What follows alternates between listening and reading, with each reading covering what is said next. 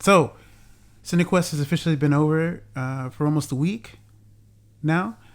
This past Sunday was the last day of the in-person portion of the festivities. But this week, if you hadn't been aware, the online version of this festival, Cinejoy, is currently running and will be for the next 4 days or so. So if you have missed some of the pictures that were showing during the in-person portion of the festival, you can catch them right now. It's been a busy week. I hope to do a debrief following this week on the festival and the conversations I've had with people and some of the other films that I've watched. And then, of course, there's a bunch of stuff just still to talk about outside of film festival stuff. So stay tuned for that. In the meantime, today's film is one such film that took place during the festival that I got a chance to see. I didn't get a chance to talk to any of the filmmakers during the festival, but the hope is that there's still some loose ends in the air right now with forthcoming conversations that might happen coming up fairly soon. So we'll see what's going on with that. But today we're going to talk about a film called Wardriver. Let's talk about it.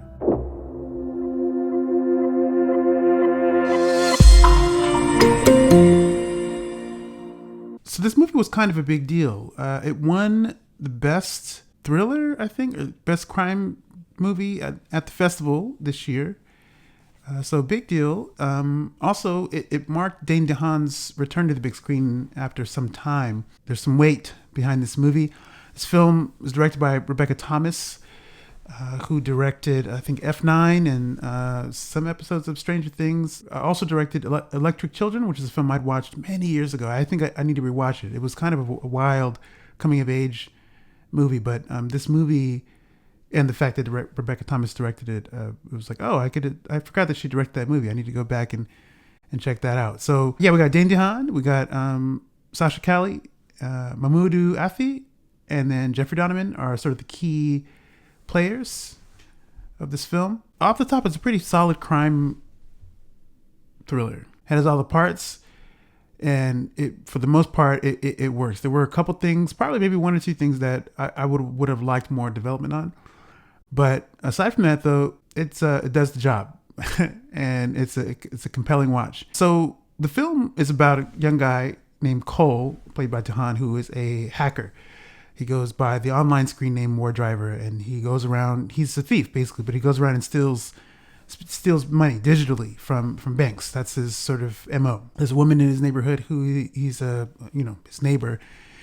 She's struggling. She's like a single mom, and occasionally he'll like secretly give her some help, some extra money here, gift cards there, little things to help her get by. Along the way, Cole gets wrapped up in a heist.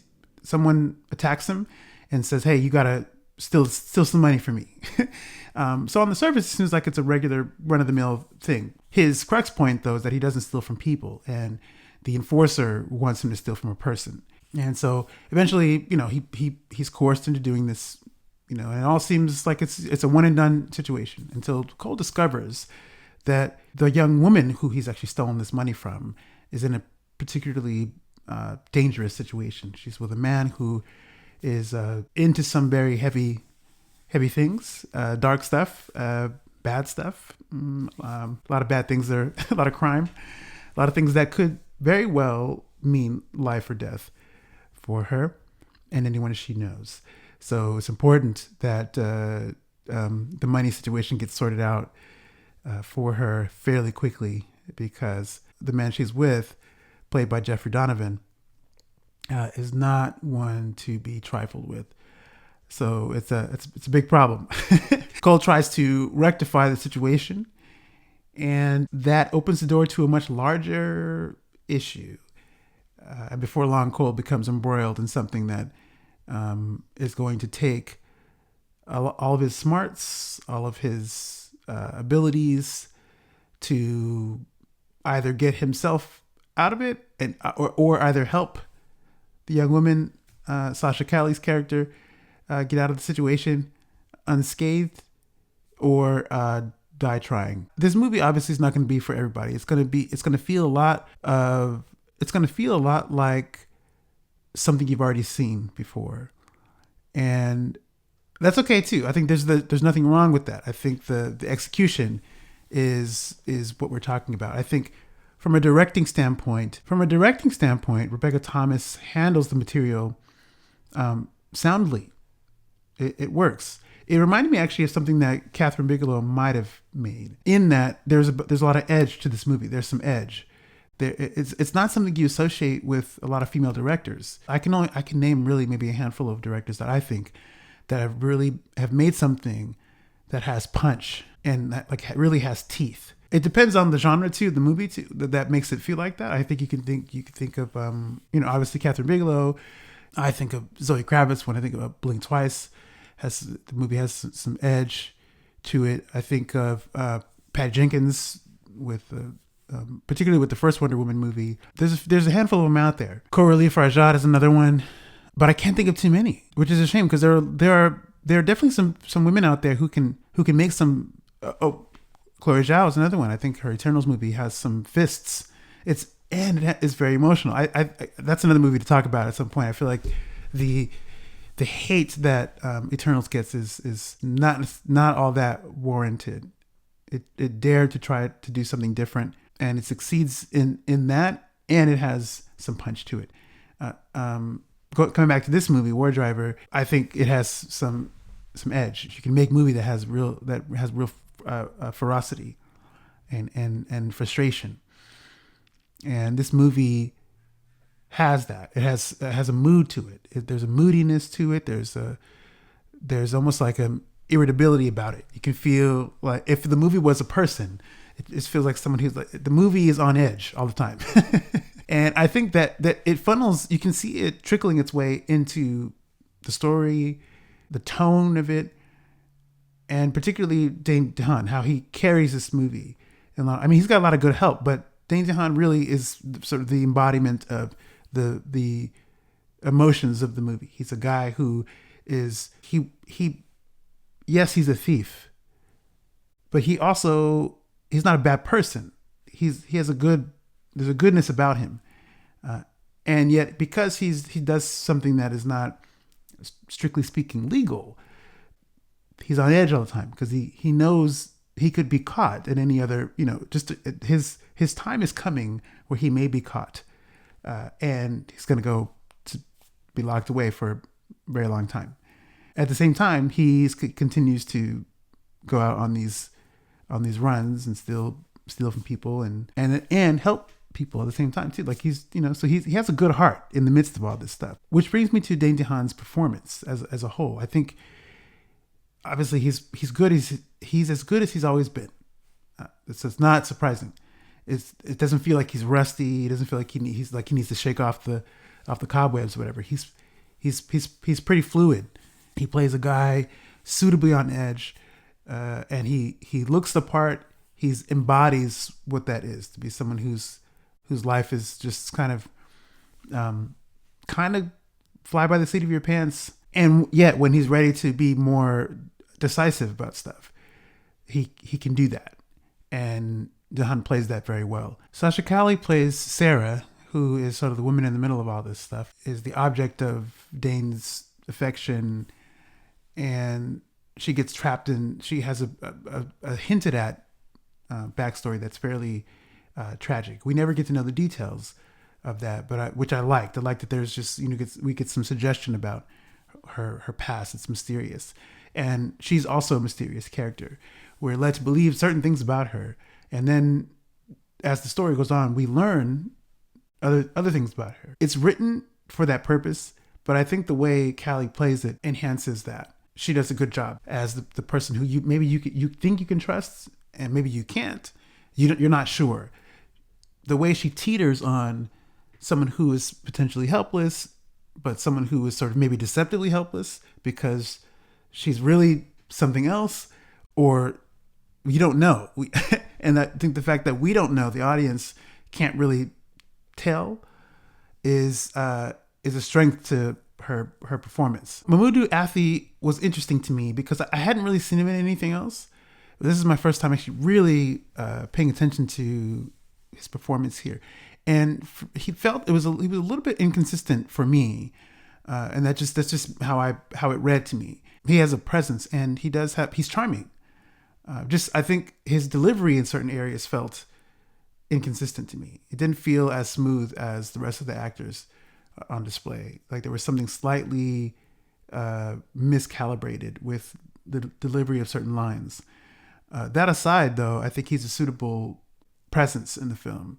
He had a menace to him that was convincingly played. He was pretty solid here. But speaking of menace, I think Jeffrey Donovan probably wins the award for most menacing character in this in this movie. I've been wondering where he got off to since his departure from Law and Order, but he's been doing stuff like this. And from what I've seen of him as an actor, from Burn Notice to his turn in Sicario to everything I've seen him in, and up to and including Law and Order, he has shades of a guy who can be very nice, very charming, very warm and loving, romantic even.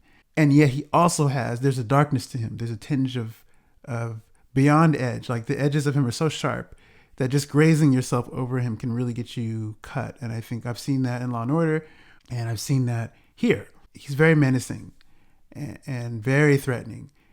And what I love about this movie, with regards to his character, is that the movie does not allow him to not be threatening. The movie keeps his menace and the aura of darkness of that character that Donovan plays throughout the film up to the very end. The movie sets us up for someone who is into some dark stuff, some bad stuff, money laundering, trafficking, blah, blah, like people getting jacked up, murder, all these things. And you expect a character who's into that kind of stuff to sort of live that, show us that. Donovan portrays it in a way that is quite compelling. And you're afraid for everyone around him who is not, who's on the sort of the wrong side of him. Jeffrey Donovan should definitely gets high praise for his turn as the sort of main villain of this movie. I saw some cool camera work in this movie. There are certain sequences, the driving sequences are very nice. There's certain atmospheric shots of the city, of landscapes. Again, you don't get a lot of it because movie mostly takes place in a city, but there are certain pockets where you get stuff outside of that. And it's nice looking. It's very nice looking. The color palette of the film is suitably muted, which I think it actually works with this film. Like things don't pop off the screen. And I think because of the nature of the movie, tonally, that feels right. It feels like that's you feel this kind of bleakness throughout the story.